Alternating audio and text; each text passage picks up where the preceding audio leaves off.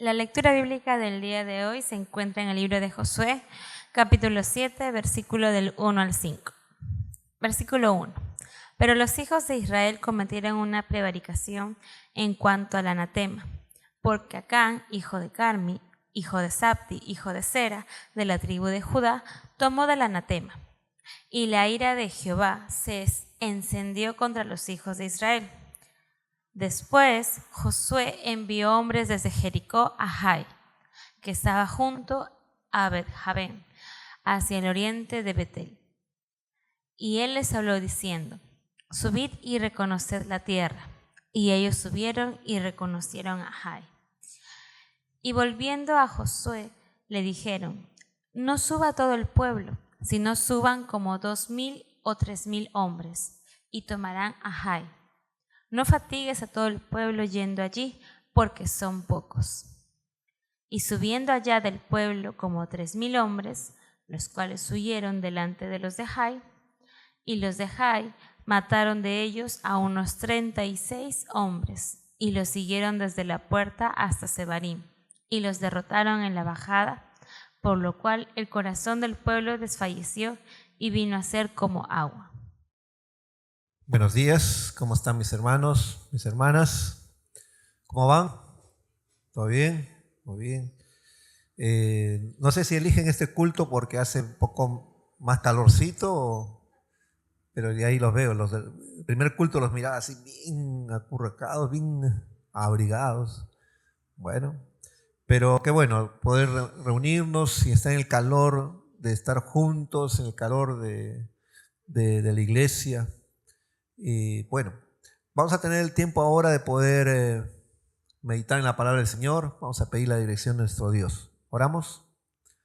Padre, estamos aquí para poder expresar nuestra adoración. Lo hemos hecho a través del cántico, el orar, dependiendo de ti, Señor.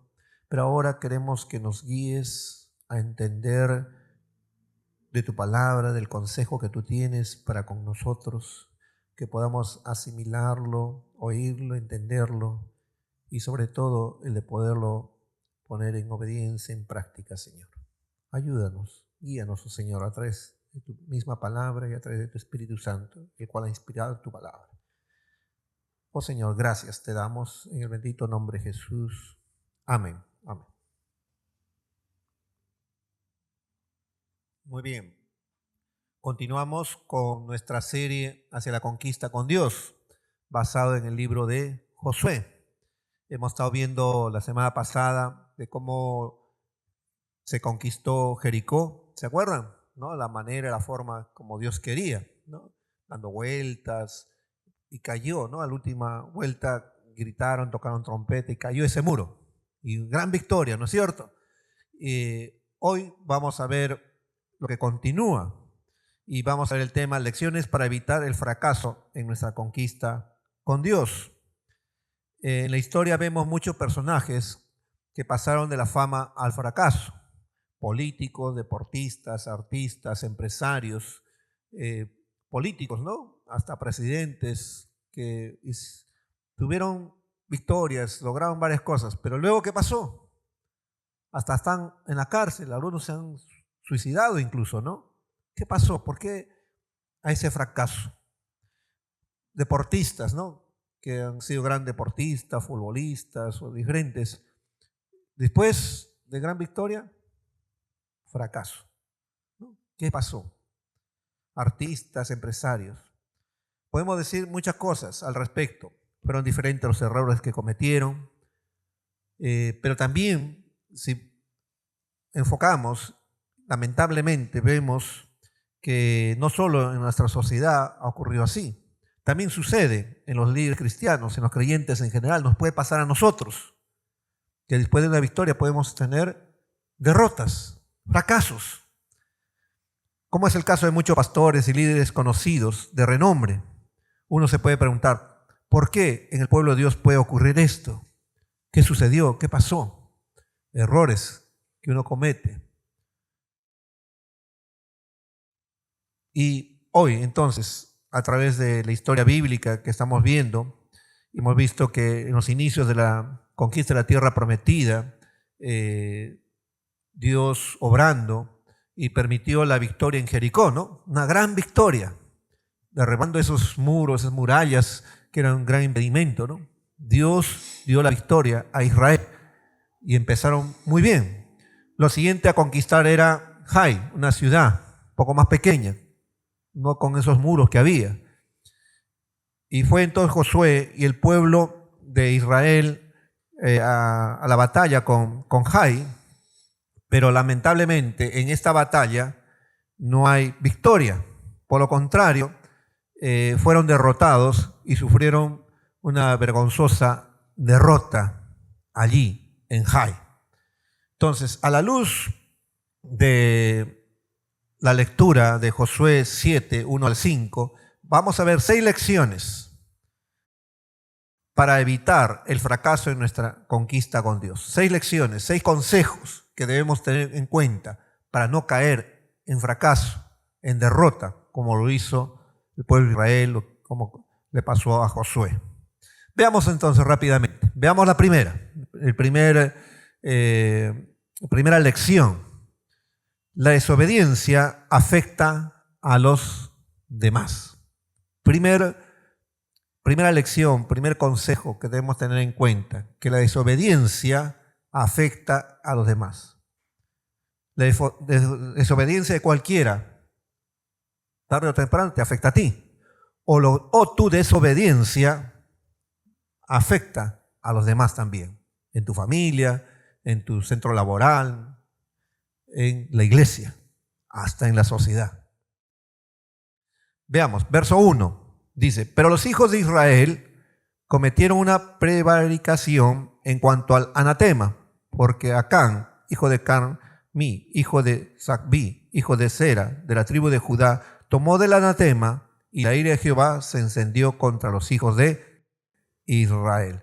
Prevaricación, es decir, una falta, una desobediencia fragante, a sabiendas, que lo cometes, lo haces. Ahora, solo Acán desafió la prohibición, pero su desobediencia es vista como la de todo el pueblo. El pecado siempre tiene implicancias colectivas. O sea, no es solo que yo pequé y bueno, a mí nada más me va a afectar. No, afecta a los demás. Implicancias colectivas, como este caso. Ahora, cuando se conquistó la ciudad de Jericó, Acán tomó para sí 3 objetos. Miren, ¿qué objetos tomó? Un bellísimo manto babilónico. ¿No? Un manto babilónico.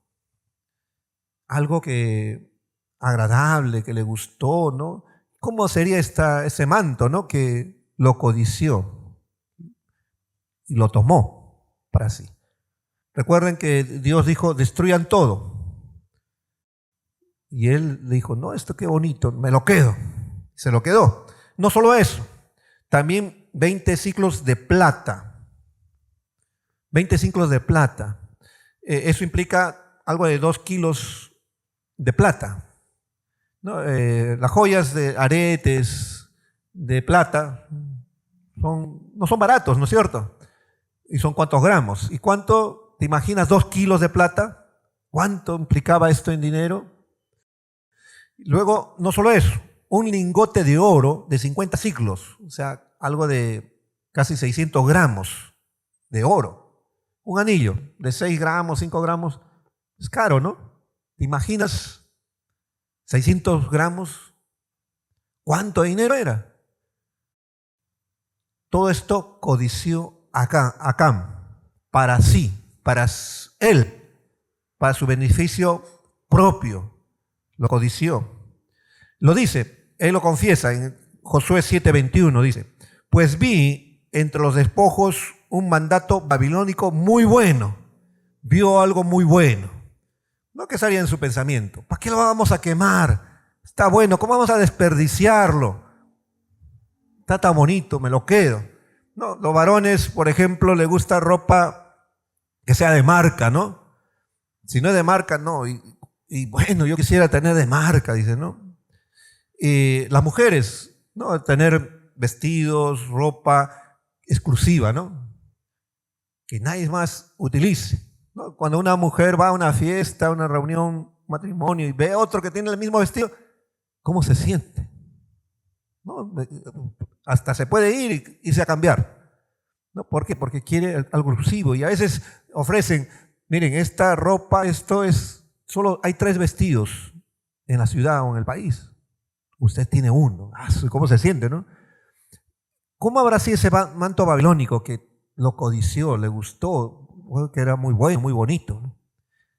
Codició y lo tomó. Pero no solo eso, dice 200 siclos de plata y un lingote de oro de peso de 50 siclos, lo cual codicié y tomé. Y aquí que están escondidos bajo tierra en medio de mi tienda y el dinero debajo de ellos. Codició, tomó, robó. ¿Dónde lo escondió? En su tienda, ahí bajo tierra. No sé, ¿cómo tú lo haces? Debajo de tu colchón. ¿Dónde lo escondes? ¿No? Tú tienes un escondite, quizás. ¿Por qué lo escondió? ¿Porque le iban a robar? ¿Por qué lo escondió? Porque sabía que estaba mal lo que estaba haciendo. Trató su pecado ocultarlo, que nadie lo sepa. Y bueno, y nadie lo sabía. Pero ¿quién lo sabía? ¿A quién no puedes ocultar? Es a Dios. A veces pensamos que mi pecado, mi falta, lo puedo ocultar. Nadie va a saber, nada va a pasar. Pero te olvidas que a Dios no puedes ocultarle. Dios sí lo sabe y trae consecuencias. Dios había mandado a destruir todo lo que era del anatema. Anatema, recuerda, destinado o apartado para destrucción, bajo juicio de Dios. No, los de Jericó, todos ellos eran anatema. Tenían que estar bajo juicio. Dios mandó a destruir, maten todo, todo, personas, animales, cosas, todo, destruyan. Lo único que tenían que salvar era plata, oro, bronce, hierro, que era consagrado para Jehová. Estos separen, ¿pero para quién? Para Jehová, para llevarlo para el templo. No para ustedes, eso es consagrado, apartado para Dios. Pero ¿qué hizo acá? Tomó un manto babilónico que era destinado a ser quemado, destruido. Él dijo, de repente esto, ¿para qué lo vamos a desperdiciar? Está bueno, lo puedo usar. La semana pasada dijimos que hacia el pecado nos dice que debemos ser radical. Quema, elimina todo lo que es de estorbo para ti. Mis hermanos, tenemos que ser radicales. Cuando no somos radicales en aspectos tan específicos que Dios te da, no cosas que dudas, será, no será, sino hay cosas bien específicas en este caso. Quemen todo. Y él tenía que obedecer. Pero le pareció que el manto babilónico era muy bueno. ¿Para qué quemarlo? ¿Para qué vamos a desperdiciar? Puede servir, ¿no? Su pensamiento y autojustificarse. Y pecó. Falló, desobedeció. Mis hermanos, Dios te ha dicho corta con muchas cosas del pasado. Yo no sé en qué estarías tú. De repente eras dado al licor. Hoy, como cristiano, ya no debes estar con eso. Debes cortar, eliminar. Yo me acuerdo algo que yo hacía de joven cuando no era creyente. En mi cierta moralidad, pero igual, iba mucho a las discotecas. Era muy dado a los bailes, a bailar ahí en la discoteca.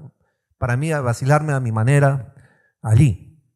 Y cuando me convertí, aún seguía yendo en las primeras semanas de creyente, pero yo decía, ¿pero qué hay de malo? Yo voy a vacilarme, entre comillas, sanamente. No me estoy vacilando, no estoy haciendo nada mal para otros, me estoy vacilando a mi manera. Así pensaba. Pero a medida que me estaba acercando a Dios, a las cosas de Dios, me iba dando cuenta que no estaba bien. Que era un ambiente, primero, una discoteca. Una discoteca no es un ambiente bueno. Hay otras cosas alrededor. No está en un buen ambiente. Y ya a medida que iba, luego me sentía que ahí no encajaba. Sentía que eso no ayudaba para mi vida cristiana, que no era algo agradable a Dios. Y entendí que tenía que dejarlo, que ya empecé a ya no valorar eso, porque había otras cosas ahora. Conocí a Cristo, otras cosas que de mayor valor. Todo eso era, como decía Pablo, basura, en comparación de haber tenido a Cristo. Y a renunciar y a quitar. Si Dios te va mostrando, te va diciendo, ¿qué tienes que hacer? Si Dios te dice, deja esto, porque no es para bien, no está bien para ti, no te va a ayudar, te va a llevar a una vida que te va a apartar de Dios, te va a llevar al pecado. ¿Qué tenemos que hacer? Renunciar, dejar de hacerlo. Por eso Dios le dijo al pueblo de Israel, quemen todo, no hagan nada, nada de eso se quede. ¿Y Acán qué hizo?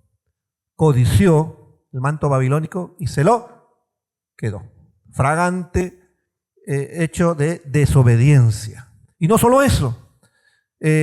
Miren, verso 18 decía, capítulo 6, pero vosotros guardaos del anatema, no toquéis, miren, incluso la palabra era ni toquéis, ni toméis alguna cosa del anatema, no sea que hagáis anatema al campamento de Israel y lo turbéis, mas toda la plata y el oro y los utensilios de bronce y de hierro sean consagrados a Jehová y entren en el tesoro de Jehová. Acán desobedeció al mandato de Dios, codició y robó. Dos pecados relacionados a este acto de desobediencia. Codició y robó. Deseó. Y no solo se quedó con el deseo, robó. ¿Y a quién robó? ¿A quién pertenecía ese oro? ¿Esa plata? ¿A quién? A Dios, porque era consagrado. Dijeron, todo eso consagren, es para el templo. Y a veces hacemos nosotros eso también, robamos a Dios. Cosas que tenían que ser consagradas para Él. Y no, los usamos para nosotros. Le robó a Dios. Codició. Entonces la codicia, un pecado muy desagradable a Dios. ¿Te acuerdas de Adán y Eva? Hubo un mandato, no comáis del fruto del árbol de la ciencia y del bien. Y cuando miró al fruto, ¿qué dice el texto? ¿Qué pasó con Adán y Eva? Codició, le pareció que era muy bueno. Fue tentado, codició y lo tomó. Desobedeció el mandato de Dios. ¿Y nosotros sufrimos las consecuencias de eso o no? Sí, el pecado de Adán y Eva trajo como consecuencia ese pecado hacia nosotros también. Por eso dice, ¿no? El pecado de Acán también trajo consecuencias para el pueblo de Israel. Igual, como Adán y Eva. Observemos que la culpa cae en todo el pueblo. En Acán todos fueron culpables, aunque el pecado lo cometió Acán, pero afectó a todo el pueblo. Volvemos a leer el versículo 1. Dice, pero los hijos de Israel cometieron una prevaricación. No dice Acán, dice los hijos de Israel cometieron una prevaricación en cuanto al anatema, porque Acán, hijo de Carmí, hijo de Sabí, hijo de Sera, de la tribu de Judá, tomó del anatema. Y la ira de Jehová se encendió contra Acán. No, ¿contra quién? Contra los hijos de Israel. ¿Se dan cuenta que ese pecado no solo fue un asunto personal, fue colectivo? Un pecado que llevó a toda la nación y las consecuencias contra la nación. De una u otra manera, todos eran culpables. La sentencia era bien clara. no sea que hagáis anatema al campamento de Israel y lo turbéis. No hagan eso. Que si hacen eso, van a hacer que más bien traiga juicio para el pueblo de Israel. Y a Acán no le interesó. Codició para sí y pecó. Robó. Su pecado afectó a toda la nación. Mire, 1 Corintios 5:6 nos dice, no es buena vuestra jactancia. ¿No sabéis que un poco de levadura leuda toda la masa? ¿No? Ahí está hablando del pecado de la jactancia, ¿no? El pecado es como la levadura.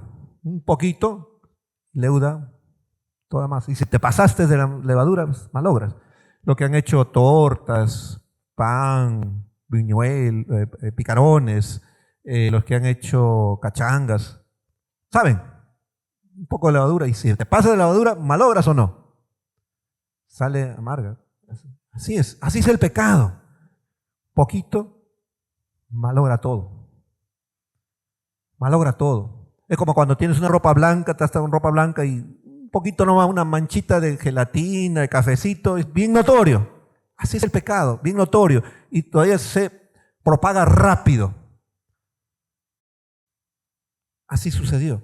Así es el pecado. El pecado de desobediencia trae graves consecuencias a nosotros y a los que nos rodean. Aunque pensemos que nadie lo sabe, aunque pensamos que nada pasará, nadie lo sabe. Nada va a pasar. Y más, si el pecado es oculto. Piensas que nadie te observa. Pero recuerda, Dios sí sabe lo que estás haciendo. Cuando pecamos, afectamos a mucha gente. Algunas personas se molestan cuando se les llama la atención, cuando se les exhorta. Y algunos incluso te dicen, pero no es un asunto suyo. Bueno, ya estaré haciendo mal, pero no hago mal a nadie más. A mí nada más. Es mi asunto. Yo puedo tomar decisiones a lo que yo quiero hacer. Al final, yo no hago mal a nadie. Así es el pensamiento de muchos. Pero se equivocan. Siempre hace mal a todos, a los que están alrededor. Se afecta a los demás. No es un asunto solo personal. Por ejemplo, uno que esté ebrio, borracho, y maneja un auto, puede chocar con un bus y puede haber varios heridos, aparte de las pérdidas materiales, incluso puede haber muertos. Sí, estoy en mi libertad, puedo divertirme a mi manera, pero puedes influenciar y puedes perjudicar a otros. Incluso puedes provocar la muerte de otros o no. ¿Afecta o no afecta tu pecado a otros? Sí, se afecta. Los pecados inmorales, como la infidelidad sexual, también puede reproducir enfermedades ETS, enfermedades de transmisión sexual, como el SIDA, como el sífilis, el papiloma humano, el cáncer uterino. Y son enfermedades que una vez que lo tienes, contagias a otros. Y no se elimina, sino bueno, hay tratamiento. Pero ¿afectó o no afectó?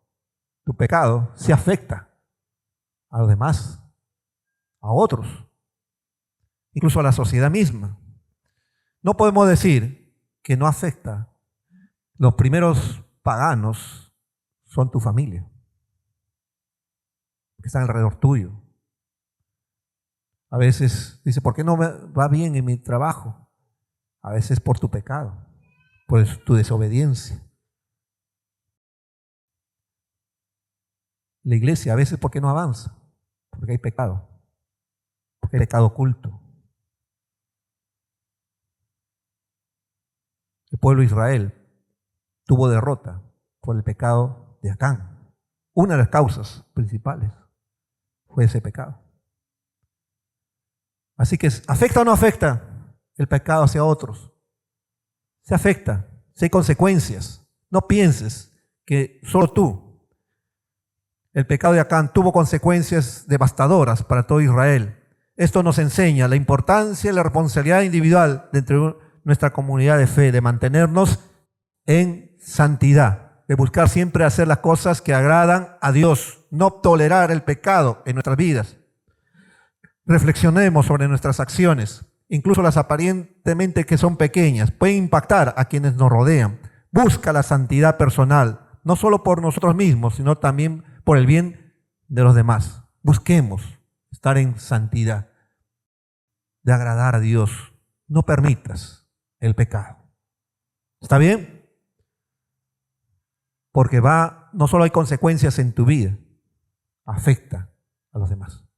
Queremos ir a la conquista y a veces tenemos derrota por el pecado. En este tiempo que queremos ir a la conquista con Dios, hacer las cosas para Dios, algo que oro es, Señor, si hay pecado, muestra, revela. No podemos, no puede haber, no podemos permitir que sea así, porque eso es un obstáculo para que podamos avanzar como iglesia. Así que mi hermano, si estás en pecado, arrepiéntete. Pide perdón a Dios. Convierte tus caminos hacia Dios. Recuerda que eso afecta no solo a ti, tu familia, tus amigos, la iglesia, hasta nuestra sociedad. No toleremos ningún tipo de pecado. ¿Estamos de acuerdo? Segundo consejo o lección. Consultemos siempre a Dios. Consultemos siempre a Dios. Miren, verso 2. Después Josué envió hombres desde Jericó a Jai, que estaban junto a Bet-Aven, hacia el oriente de Bet-El, y les habló diciendo: subid y reconoced la tierra. Y ellos subieron y reconocieron a Jai. Y continúa el relato. En el texto bíblico, en ningún momento se ve a Josué buscando consejo de Dios para atacar a Jai.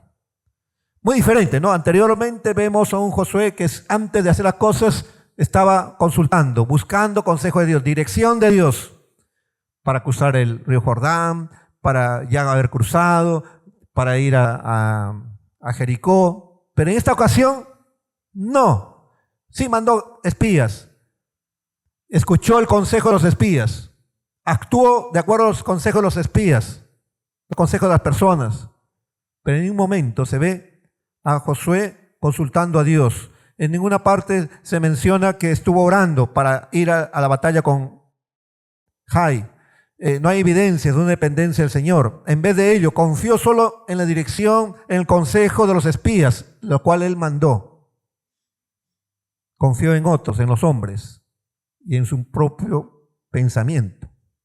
No consultó a Dios. Una cosa fue enviar espías que reconocieran, pero iniciar la batalla sin consultar al Señor fue un grave error. Miren, aún el pecado oculto.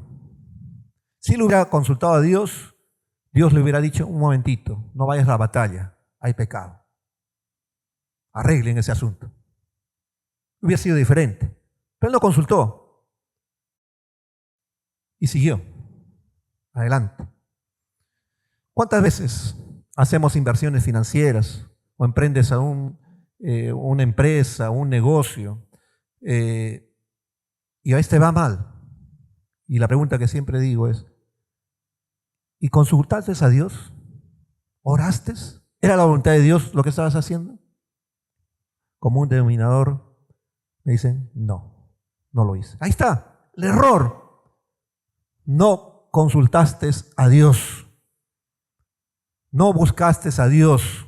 Y eso lo debemos hacer siempre, no una vez, siempre, en cada aspecto de nuestra vida.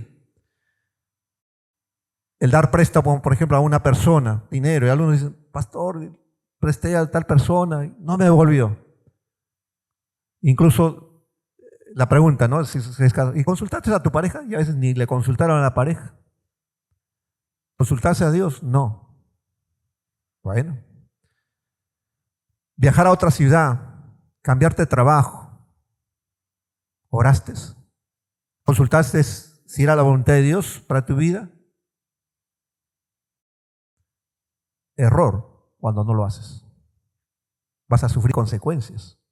Porque estás haciéndolo sin Dios, a tu manera, o al consejo de otras personas, pero no de Dios. Ahí fue el grave error de Josué. Fueron a la batalla sin consultar a Dios. Esto nos puede pasar. Después de una victoria comenzamos a buscar solo el consejo de hombres y al oír solamente nuestra propia voz, en vez de seguir buscando la dirección de Dios, tenemos que depender de Dios en todo tiempo. No que tuve una victoria, ya me las sé todas, ya salir, ya no dependo de Dios. No, cada momento, cada día hay nuevas luchas, nuevas victorias que conquistar. Pero para conquistar tenemos que siempre depender de Dios. Y esto nos lleva a otros puntos más que vamos a ver adelante. Tercera lección. Todos deben participar. Ya lo hemos visto esto anteriormente, pero se recalca. Todos debemos participar. Verso 3. Volvieron a Josué, está hablando los espías, y le dijeron, no suba todo el pueblo, sino suban como 2,000 o 3,000 hombres y tomarán a Jai. ¿Cuál era el consejo? No suba todo el pueblo. No es necesario. Suficiente 2,000, 3,000 personas, 3,000 soldados para conquistar Jai. No suba todo el pueblo. La fuerza de Israel no era 3,000 hombres, era en realidad un contingente muy pequeño. Acuérdate, en capítulo 4:13, hablando nomás de las 2,5 tribus que estaban en el este, ya mandaron su ejército, ahí menciona, eran 40,000 hombres de élite, guerreros. Solo 2,5 tribus, eran 12 tribus. ¿Te imaginas cuánto eran? 400,000. Eran bastantes. ¿Cuántos mandaron a Jai? ¿Cuántos mandaron? 3,000. Pocos. No eran todos. Unos cuantos. Fueron a hacerlo. Por otro lado, vemos que no participaron todos, lo cual era una desobediencia a la orden de Dios, que para conquistar la tierra prometida todos deben ir siempre a la guerra. Era un mandato. Vayan todos. Deuteronomios 3:18 dice, y os mandé entonces diciendo, Jehová vuestro Dios os ha dado esta tierra por heredad. Dios les está dando esta tierra, pero iréis armados todos los valientes delante de vuestros hermanos, los hijos de Israel. ¿Cuál era la condición? ¿Que vayan unos cuantos? Todos tenían que ir a la batalla. Aunque sean pocos el enemigo, aunque sean pocos, todos ustedes tienen que ir. Más tarde, cuando Dios dio la orden a Josué por segunda vez, y ahora esta vez sí ya consultó a Dios y iban a ir otra vez a Jai, le recalcó Dios lo siguiente. Josué 8:1. No temas ni desmayes, toma contigo toda la gente de guerra y levántate y sube a Jai. Mira, yo te entrego en tu mano al rey de Jai, a su pueblo, a su ciudad y a su tierra. ¿Se dan cuenta? Le dice, toma contigo toda la gente de guerra. Todos participan. Nadie se queda. Recordemos, no son unos cuantos los que deben participar. Para lograr como iglesia los objetivos de nuestra visión de conquista, todos debemos participar. Todos, mis hermanos, queremos esta visión de conquista. Nosotros queremos ser una iglesia constituida de 500 miembros, por ejemplo. Eso implica evangelizar, discipular, adorar a Dios, comunión, servicio. ¿Y eso es de unos cuantos? Es de todos. Ahora estamos con las Olimpiadas, ¿no? Se esfuerzan, vemos, ¿no? y hay mucha gente observadora, ¿no? Las tribunas. ¿Dios nos llama a ser observadores o estar participando? Un equipo de fútbol, vemos, están jugando, hay muchos observadores. Pero Dios, ¿qué nos llama? ¿A ser observadores o a participar en el juego? No podemos estar de observadores para conquistar como iglesia. Todos tenemos que participar. No todos, Dios nos ha dado a todos dones y talentos, habilidades. Unos tendrán otra habilidad que otros, pero todos podemos servir en la iglesia. Todos podemos servir para el Señor. Por ejemplo, ahora nos falta más anfitriones. Nos falta hermanos que estén en multimedia, en la adoración. Se necesita abrir más hogares, células en casa, se necesita hermanos que quieran abrir su casa. Hay muchas maneras y formas, mis hermanos. Ahora también se está saliendo a evangelizar. No van todos. A evangelizar las calles, evangelismo urbano. Y así, varias actividades. Todos estamos llamados a participar. ¿Está bien? No unos cuantos. La Biblia nos recalca. Todos tenemos que estar participando. No seamos observadores. Cuarto consejo. Evitemos el facilismo. Miren, otro consejo que ellos estaban dando los espías a Josué era: no fatigues a todo el pueblo yendo allí. En otra traducción, no hagas trabajar a todo el pueblo. ¿Para qué? Suficiente con 3.000 soldados. Lo demás, que se queden. ¿Para qué los vas a hacer trabajar? ¿Para qué van a ir? Van a estar caminando, yendo. Si con esto nomás se puede. ¿Para qué lo vas a hacer fatigar? ¿Para qué se van a cansar? Evitemos la fatiga. ¿Para qué cansarnos? ¿Para qué esforzarnos? El facilismo. Ahí queremos las cosas fáciles. Cuidado. Jai estaba a 520 metros sobre el nivel del mar. Gilgal estaba a 240 bajo el nivel del mar. Es decir, habían que subir. Era subida para ir a Jai. Y estaba a 19 kilómetros de distancia. Evitemos la fatiga. ¿Para qué van a ir todos? Que se queden. No era nada bueno que Israel comenzara a pensar mucho en ese trabajo, en ese esfuerzo, el querer ahorrarse dolores, la preocupación por el arduo trabajo en la obra del Señor más refleja la actitud de la carne. Cuando queremos evitar la fatiga, cuando queremos el facilismo, ¿es más algo de Dios o es algo más de nuestra carne, de nosotros? Es más de nosotros que de Dios. El énfasis en el facilismo rara vez promueve la devoción a Dios. Cuando queremos hacer las cosas fáciles, no promueve devoción. ¿Cómo demuestras que amas a Dios?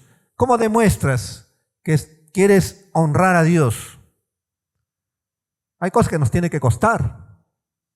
Es como el que a la enamorada, ¿no? Quiere conquistarla, ¿no? La novia. ¿Tiene que esforzarse o no? Llevar ramo de flores, chocolate y no pescar la rosa que estaba en el jardín de ahí del vecino y jala y le lleva. Fácil.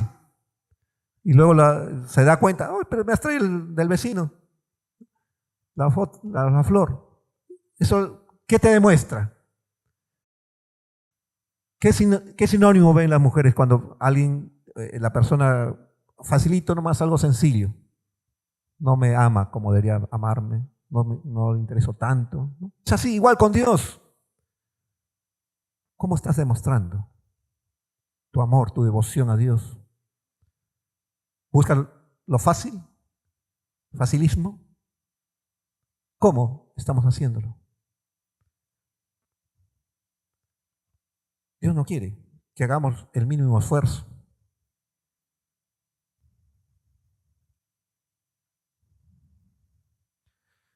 El arduo trabajo puede ser un problema, el agotamiento, pero rara vez es un obstáculo en el servicio cristiano. Quien quiere lograr grandes cosas para Dios está dispuesto a agotarse, a darse trabajo, no es un problema para hacerlo. Los misioneros, la iglesia del primer siglo, ¿les costó o no les costó? ¿Era arduo trabajo o no? Y nosotros queremos que así nos bendiga Dios como la iglesia del primer siglo. Pero para hacerlo hubo arduo trabajo, costo. No fue fácil. ¿Y tú pretendes que para lograr las cosas de Dios va a ser fácil? Si tú quieres lograr conquistar cosas para tu familia, para tu hogar, ¿va a ser fácil? Si optamos el camino del facilismo, no vas a lograr grandes cosas. No vas a lograrlo. Ojos, eso es. ¿Qué le dijo Dios a Josué constantemente desde un inicio? Esfuérzate y sé muy valiente. Esfuérzate. Sí hay que esforzarnos, pero ojo, no es en nuestra carne, no es en nuestras fuerzas propias, sino es en una constante dependencia de Dios, consultar a Dios, buscar las fuerzas de Dios para hacerlo. Todo lo puedo en Cristo que me fortalece. El que me fortalece. Se va a tener victoria en Él, no en mí, en Él, en Cristo, en Dios. Esa es la clave. Pero cuando olvidamos ese principio, pensamos que lo podemos hacer a nuestra manera, a nuestra forma, sin Dios. Y nos equivocamos, cometemos errores. No es dar el mínimo esfuerzo en nuestro servicio a Dios. Por ejemplo, vamos a decorar. Bueno, pongamos un par de globos y ya está decorado. ¿Así será? Facilismo. Para Dios tenemos que dar lo mejor. Implica esfuerzo, implica tiempo, implica dinero, implica trasnocharse a veces. ¿O no es así?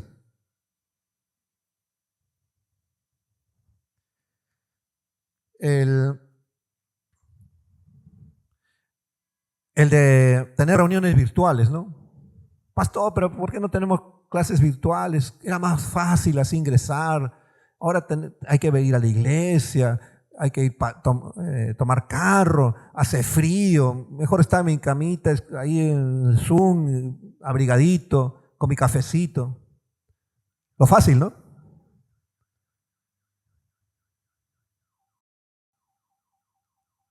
A veces queremos hacer las cosas fáciles. Nos cuesta. Y ahí es, a veces, el problema por el cual tenemos derrota. O tienes un amigo para invitar, quieres ganarlo para Cristo y lo invitas y no viene. Después dices, bueno, ya hice mi esfuerzo, ya lo invité, ya es su problema que no vino. Bueno, pero yo ya hice lo que me tocó. ¿Suficiente una vez invitarlo? No te esforzaste, pero dices, ya cumplí. ¿Es así? ¿O deberíamos esforzarnos si queremos traer a alguien? A veces decimos, traigo un invitado. Para traer un invitado, por lo menos que esté tangible aquí, por lo menos de invitar a 5. Y esos 5, hacer todo lo posible, llamarlo, incluso decirle, te voy a traer, estar orando en todo el proceso, ¿no? Para que la persona esté. ¿Pero estás dispuesto a hacerlo o quieres lo fácil? Ahí pensamos que solo la invitación, ya vendrá.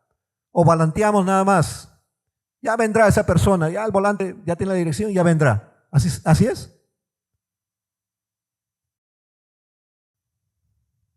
No, no es así. Implica esfuerzo, no al facilismo. para conquistar las cosas de Dios. Igual, tú quieres lograr una profesión, quieres lograr un negocio, implica esforzarte, pero recuerda, en Dios, buscando, dependiendo siempre en Dios. Establecer una disciplina espiritual es importante, como la oración, la lectura de la Biblia, la participación en los grupos pequeños, para fortalecer nuestra fe y resistir la tentación del facilismo. Hermano, nos cuesta, ¿no? Por ejemplo, ahora tenemos el matutino de oración los días sábados, ¿no? Lo hemos hecho para que pueda oportunidad jóvenes y adultos que están libres en la mañana, pero no los veo ingresar. ¿Por qué no lo hacen? ¿Les cuesta? ¿O por qué no hacemos nuestro devocional de forma personal, diario? Y eso implica levantarse un poquito más temprano, orar, leer la Biblia. No cuesta. Pero cuando se trata de otras cosas, sí te esfuerzas. Cuidado con el facilismo. No nos permite conquistar. 5. El triunfalismo también es fatal. El triunfalismo. Miren, después de todo lo que están diciendo en el informe a Josué, le dice, porque son pocos. O sea, ¿por qué mandar 3,000 personas? ¿Por qué no fatigarse? ¿Por qué es facilito? Son poquitos. ¿Para qué va a ir todo el ejército? ¿Para qué nos vamos a esforzar todos? Son pocos. Esa era la razón que dijeron. Y subieron allá del pueblo como 3,000 hombres. ¿Y qué pasó? Los cuales huyeron delante de Jai. Ahí está la derrota. Inmediata. Fueron los 3,000, los cuales huyeron delante de Jai. Subestimaron al enemigo. Triunfalismo. Cuando los espías regresaron, hablaron con mucha confianza. Afirmaron que Jai podría ser fácil de conquistar con solo 2,000 o 3,000 hombres. Y añadieron que en la ciudad habían pocos varones. Sin embargo, los espías estaban totalmente equivocados. Realmente Jai tampoco no era que eran demasiado pocos. Dice en el capítulo 8, 25, cuando ya en la segunda oportunidad van y conquistan Jai, dice lo siguiente, 5:28. Y el número de los que cayeron aquel día, hombres y mujeres, fueron de 12,000, todos los de Jai. Hombres y mujeres, calcula, la mitad, 6,000 hombres de guerra. ¿Cuántos mandaron a luchar? 3,000. Subestimaron al enemigo. O sea, incluso hicieron mal su labor, no vieron bien. Los espías no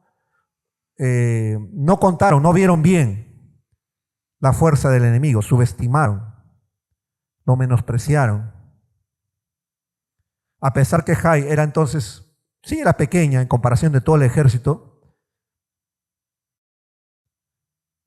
comparando con Jericó, también ellos tenían una fortificación, tenían soldados también atrincherados. Israel cometió la falta de subestimar la fuerza de su enemigo y sobreestimar la suya. Josué y el pueblo estaban llenos de triunfalismo por la reciente victoria. De la perspectiva humana, menospreciaron al enemigo porque eran pocos. Ya habían ganado en Jericó. Ya se les subió, como se dice, los humos. Ya hemos derrotado a un gran enemigo que tenía tremendas murallas. Bueno, ahora tenemos un enemigo menor. Subestimaron a ese enemigo. Triunfalismo. Exceso de confianza. Estaban detrás de la recomendación que ellos estaban dando. Triunfalismo. Los espías ignoraron el hecho de que la victoria de Jericó no se debió al ejército de Israel, sino ¿a qué? Al poder de Dios. Ojo, ¿podían ganar con 3,000? Sí podían, pero sí es que estaban dependiendo de Dios. Si Dios les decía. En la historia vemos otros hechos históricos que Dios ha hecho así, con pocos, ganó a muchos, pero era dirigido por Dios, buscando a Dios, Dios dando las indicaciones, pero acá no consultaron, se les subió los humos, dijeron, no, son poquitos, como dicen, pichiruchis, no pueden, no se puede. Fáciles de ganar. Autoconfianza. Y se les subió. Triunfalismo. Y no recordaron que incluso si fueran todo el pueblo y todo el ejército, pero sin Dios, igual iban a ser derrotados. La victoria no estaba en el ejército, estaba en Dios. Y ahí es donde fallaron. Y se dejaron llevar por el triunfalismo, pensando que la victoria era en ellos, en su fuerza, en su ejército. Pensaron que la primera victoria, de hecho que la segunda, iba a ser igual. Y así no funciona. La victoria de ayer no hace al creyente inmune en la derrota de hoy. Debemos siempre continuar dependiendo del Señor. Las victorias del pasado no te garantizan victorias hoy. Recuerda eso. No como muchos equipos de fútbol ganaron a equipazos, ¿no? Por decir a Brasil, a Francia, Argentina. Luego le toca un equipo más fácil. ¿Qué pasa? Pierden, ¿no? Y con goleada a veces. ¿Por qué? Exceso de confianza, triunfalismo. En la vida cristiana a veces pensamos así. Pensamos, así se hizo bien, salió bien nuestra reunión de esta manera y siempre lo hemos hecho y ha salido bien. Así salió el retiro muy bien, así salió tal evento, tal cosa que hicimos. Siempre ha sido. Y a veces hacemos lo mismo y creemos en la confianza, en el método o la forma. Y creemos que el método y la forma es lo que nos garantiza la victoria. Nos equivocamos. Porque no es el método y la forma, es Dios. Es consultar a Dios. Dios, ¿está bien? ¿Seguimos con este método? ¿De esta forma? Sí, sigan allá. Pero si Dios te dice, no, cambia. Cambiamos. Recuerda, no está en la forma, no está en el método, es en Dios en que logramos la victoria. Así que mis hermanos, eso pasó con Israel. Hay que depender siempre. Suele pasarnos, confiamos en el éxito de las últimas actividades, en lo que hicimos, no confiamos en los logros. Como dice otros, no te duermas también en tus laureles, ¿no? Dios te va a dar nuevas victorias. O sea, va a haber nuevos desafíos, nuevas luchas. Y quiere que tengas victoria. Pero no confíes en las victorias del pasado. Quiere nuevas victorias sobre ti. Y eso implica cada día tenemos que renovar nuestra confianza, nuestro compromiso con Dios. Cada día es nuestra lucha. No confíes en el pasado. Mira aquel que tiene, dice, que está, piensa que está firme. Cuidado, que puedes caer. ¿Por qué? Porque cada día tenemos que renovar nuestra confianza, nuestra fidelidad con Dios. Mantengamos siempre una actitud de humildad, dependencia de Dios, reconociendo que cualquier victoria es resultado de su gracia. Si Dios te permite algo es por su gracia en nuestras vidas. ¿Lo reconocemos? Si estamos acá es por la gracia de Dios. Si Dios te ha permitido tener victorias, conquistar, es solo por la gracia de Dios. Lo que tú tienes es solo por la gracia de Dios. Recuerda, reconócelo en tu vida. Así que quita la autosuficiencia, quita el triunfalismo en tu vida. Grave error que cometieron Josué subestimaron al enemigo y fueron derrotados, humillados. Y esto nos lleva a la última lección. Huir desesperadamente nos lleva al fracaso. Verso 4 dice, y subieron allá del pueblo como 3,000 hombres, los cuales huyeron delante de los de Jai. Y los de Jai mataron de ellos a unos 36 hombres. ¿36,000? ¿Cuántos? 36 personas, no 36,000. 36 nada más fueron las bajas del ejército de Israel. Pero para ellos fue una gran derrota. No dice los detalles aquí. Miren, simplemente dice, y subieron los 3,000, los cuales huyeron, tenían miedo. Dios les dijo, esfuérzate y sean valientes, pero acá ya no estaban valientes, estaban cobardes, huyendo. Y los de Jai mataron de ellos a unos 36 hombres, y los siguieron desde la puerta hasta Sebarín, y los derrotaron en la bajada, por lo cual el corazón del pueblo desfalleció y vino a ser como agua.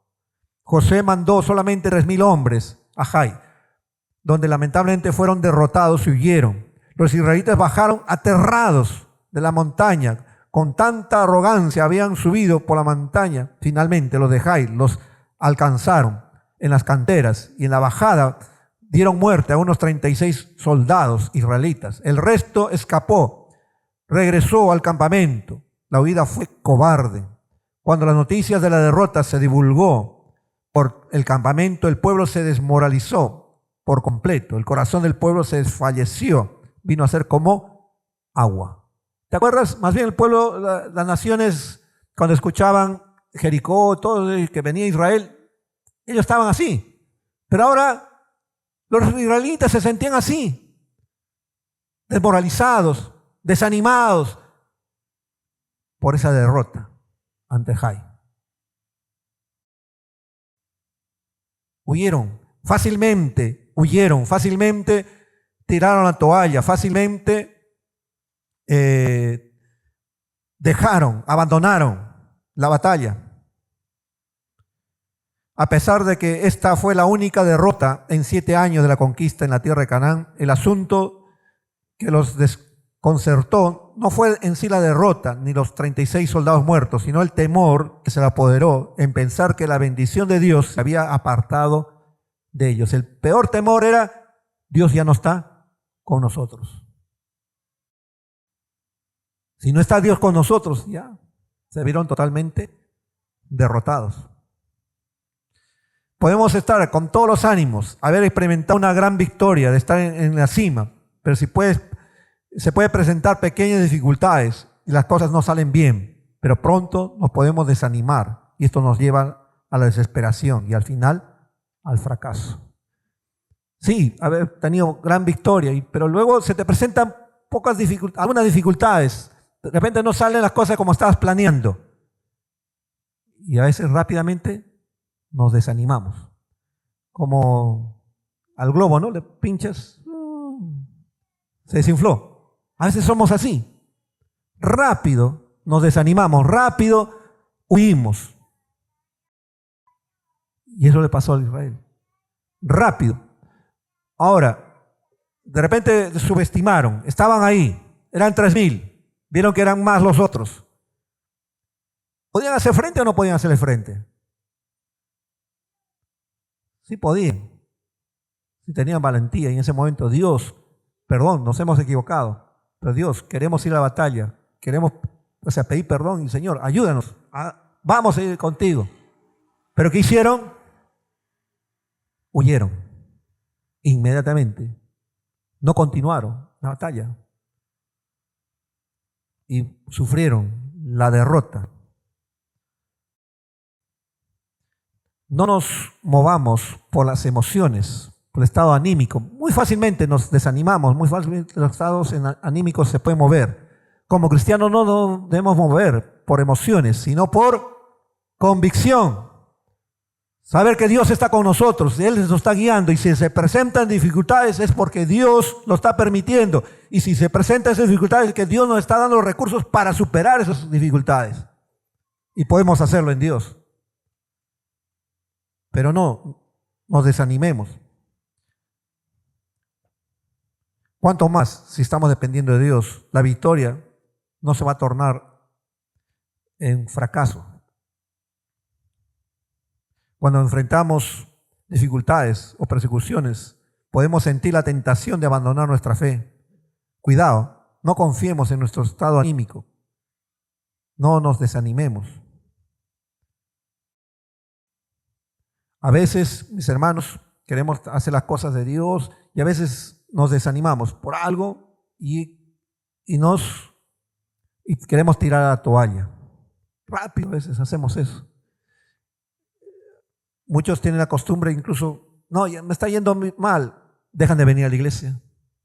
Cuando esté bien, regresaré. Acuérdate, hay un principio, una enseñanza, ¿no?, que dice, el carbón en la brasa arde bien, pero si tú sacas un carbón de esa brasa, ¿qué pasa con ese carbón? Se apaga rápido, pronto. Es un error dejar de congregarse. Es un error no buscar a los hermanos en momentos de dificultades, donde mayor razón debemos buscar a los hermanos, a la congregación, al pastor, a los líderes, para enfrentar, para seguir adelante. De haber dificultades, siempre va a haber dificultades, mis hermanos, mis hermanos. El asunto es que esas dificultades no sea por nuestro pecado, sino porque estoy haciendo la obediencia de Dios. Un ejemplo, acá. Bíblico.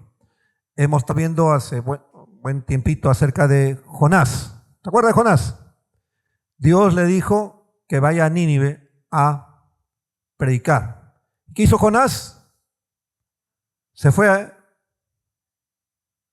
a otro lugar, totalmente opuesto. E incluso pescó un barco, irse lejos. ¿Qué pasó en ese barco? Hubo tempestad, estaban en peligro de morir todos y decir, ¿qué pasa? ¿No? Está toda esa gente. Y detectan que era Jonás el culpable por su desobediencia. Y Jonás dice, sí, yo soy. Bótenme, solución, bótenme al mar. Y sí, lo botaron. Se calmó la tempestad y se salvaron todos de ese barco.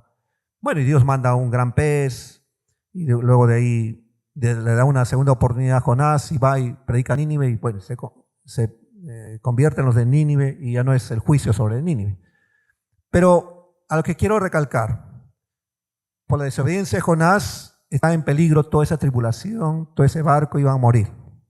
Hubo dificultades, hubo tempestad, pero este era por su desobediencia.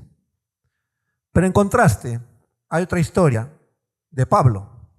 En su último viaje, el cuarto viaje, el que lo llevaron de Jerusalén preso a Roma, porque él apeló a César para que no lo juzgaran los judíos, lo quisieran matar. Tenía que ir a Roma. Y en los propósitos de Dios era así, que vaya a Roma. Dios ya le había dicho, ahora en este último viaje te va a costar, vas a pasar dificultades, pero es mi propósito. Que vayas a Roma. Ese viaje, hace poco, esta semana, en la lectura del devocional hemos tenido esto, estaba de Jerusalén, tenía que ir a Roma, y ese viaje fue bien complicado, bastante difícil, tormentas, viento contrario, e incluso había momentos que ya estaba para hundirse, tenían que pescar botes e ir al bote pequeño y botar todo. Cuando una embarcación está para hundir, a veces una de las cosas que se hace es botar todas las cosas, alimentos, todo, cualquier cosa que para que esté en flota. Eso hicieron. Están pasando hambre, varios días no comieron. Y bueno, y había una tormenta, ya estaban para morir. Incluso naufragaron realmente. Pero Dios se le presenta a un ángel y le dice, no te preocupes, Pablo, va a ser destruido, van a naufragar, van a tener pérdidas materiales, pero ni uno va a morir, de todos, de los que están en el barco. Y eso transmite, ¿no? Les dice, ¿no? A ellos. Y eso les da confianza y bueno, efectivamente, ni uno murió. Incluso había la posibilidad de que los soldados, como eran presos, él estaba preso y habían otros presos más, en ese caso, cuando hay algo así, había la posibilidad que ellos llegaran a la orilla y se fugaran.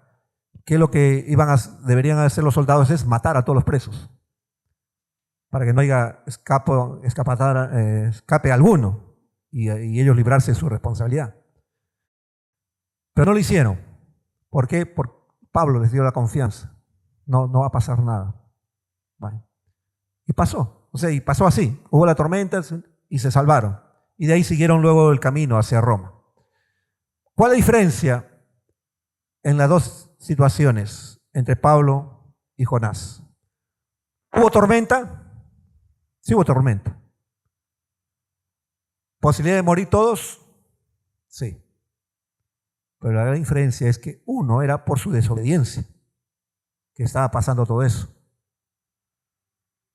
Y Dios lo sacó, ¿no?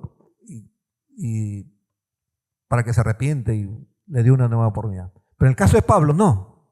Sí hubo tormenta, dificultades, pero él sabía y estaba seguro que era la voluntad de Dios, que lo que estaba haciendo no estaba fallando a Dios, estaba siendo obediente y estaba haciendo lo que Dios le estaba guiando a hacer, aunque era difícil de hacer las cosas, porque en una situación de estar preso, está una posibilidades de morir, pero Dios estaba con él. Eso es la clave para la conquista con Dios, que Dios te esté respaldando, que Dios esté guiando. Aunque se presenten dificultades, yo sigo adelante, porque sé que es el camino, porque sé que Dios está guiándome a ello. Esa es la diferencia, mi hermano, mi hermana, para la conquista. Por eso vamos a la conquista con Dios, a la manera de Dios, a la forma de Dios. Eso aprendimos la semana pasada. Y ahora estamos aprendiendo entonces consejos, lecciones para evitar el fracaso. Hemos visto entonces, la desobediencia afecta a los demás. Si hay pecado, arrepiéntete, dile perdón a Dios, que eso ya no te esté afectando a ti, a tu familia, a la iglesia. No dejes de consultar siempre a Dios, sea cual sea la situación. Consultemos, busquemos a Dios. Eso implica oración, la palabra, congregarnos. Todos debemos participar. No somos espectadores, todos tenemos que participar en la obra del Señor.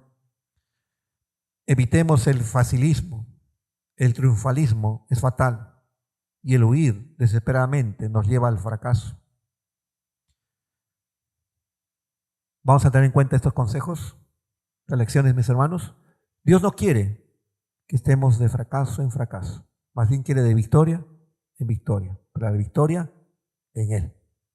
Cada día va a haber nuevas luchas, nuevas oportunidades, pero vamos a tener victoria en Él, teniendo en cuenta todos estos principios. Oramos. Señor, gracias por tu palabra, porque aprendemos que para poder ir de victoria en victoria y no fracasar, no debemos permitir el pecado en nuestras vidas. Vivir una vida de santidad. Que debemos siempre consultarte, no hacer las cosas sin depender de ti. Todos tenemos que participar. Que debemos evitar el facilismo, hacer las cosas sin esfuerzo. Evitar el triunfalismo, subestimar y pensar que la victoria está en nosotros, en nuestra experiencia. Es en tu gracia, en tu poder. Que no huyamos fácilmente, que no nos desesperemos, que no nos dejemos llevar por nuestras emociones, sino caminemos por convicción. Oh Señor, tú quieres que vayamos de victoria en victoria. Ayúdanos a hacerlo. Que no haya fracasos en nuestras vidas. Mi hermano, mi hermana, si te sientes que has fracasado, si te sientes que has sufrido derrota, recapacita, examina cuál fue la causa. Quizás alguno de estos 6 aspectos o varios de ellos. Pide perdón a Dios, enmenda tu camino.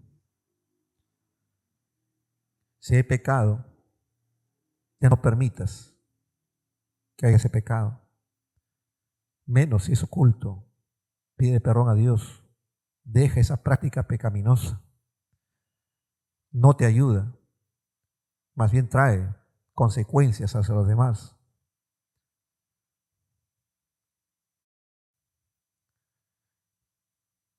Y tú, mi amigo, mi amiga, que estás aquí con nosotros, te das cuenta que necesitas de Dios. Y alguno de estos puntos, te das cuenta que ha pasado en ti. Pídele perdón por tu pecado. Pídele perdón a Dios porque nunca lo has tenido en cuenta, o si lo tuviste en cuenta, pero no era el primer lugar, quizás un segundo o tercer lugar en tu vida, pero no el primero. Pídele perdón. Invítale a que Cristo sea el Señor y Salvador de tu vida, que sea el primero, que con Él puedas conquistar las metas, propósitos que te has puesto, que Dios te guíe a hacerlo conforme a su voluntad. Pero necesitas tener a Cristo en tu corazón. Y lo primero es pide perdón por tu pecado. Él quiere darte perdón, no solo perdón, sino salvación y vida eterna. Por ello, reconoce tu pecado, pide perdón, acepta a Jesús como el Señor y Salvador de tu vida. Abre la puerta de tu corazón y que Él sea el que comience a guiar, comience a conducirte. Aprendas a depender de Él. Y en Él es posible tener victoria. Él ya venció en la cruz a la muerte, a Satanás, al mundo entero. En Él somos más que vencedores. Si quieres hacer eso, haz esta oración, amigo, amiga. O que tú te apartaste hace mucho tiempo del Señor. Dios te llama a acercarte de nuevo. Haz esta oración y dile: Señor Jesús, te pido perdón por mi pecado de desobediencia. Pensé que esto no afectaba a otros. Perdóname. Perdóname porque no he estado considerándote a ti, no he estado consultándote, no eras el primero en mi vida. Perdóname. Haz de mí una nueva persona. Renuévame. Que pueda estar viendo la victoria en ti. No quiero vivir una vida de fracaso, una vida en la cual estoy en desobediencia. Quiero vivir contigo, conquistar contigo, Señor. Te necesito. Gracias por la nueva oportunidad que me das. Ayúdame, Señor Jesús. Te acepto como el Señor y Salvador de mi vida. Reconozco que Jesús murió en la cruz para darme salvación y vida eterna. Gracias, oh Señor. Seguimos orando. Si tú has hecho por primera vez esta oración, has abierto tu corazón, estás recibiendo a Jesús como Señor y Salvador, quisiera que levantes tu mano ahí en tu lugar. ¿Has hecho esta oración? Dios te bendiga. ¿Alguien más ha hecho esta oración de entrega a Jesús o te estás reconciliando con el Señor? Te habías apartado, no lo tenías en cuenta. Estabas permitiendo el pecado en tu vida, pero ahora decides obedecerle, seguirle, convertir tu camino. ¿Has hecho esta oración? Levanta tu mano, quisiera orar por ti. ¿Alguien más hizo esta oración? Dios te bendiga. Dios te bendiga. Y atrás. Señor, gracias, Padre, por las personas que han levantado la mano. Tú sabes su condición espiritual en la cual se encuentran actualmente. Y por los que aún no han levantado la mano, pero están allí en esa lucha también. Padre, oramos porque tú pongas convicción en sus vidas y comiencen a buscarte, a depender de ti, Señor, día a día, a la conquista contigo, Señor. Oh Dios, permite que en sus vidas haya un renuevo espiritual y aprender a confiar, a depender de ti. Y verán los resultados que solo se logran en ti. Gracias, Señor, te damos. En el bendito nombre de Jesús oramos de esta manera. Amén.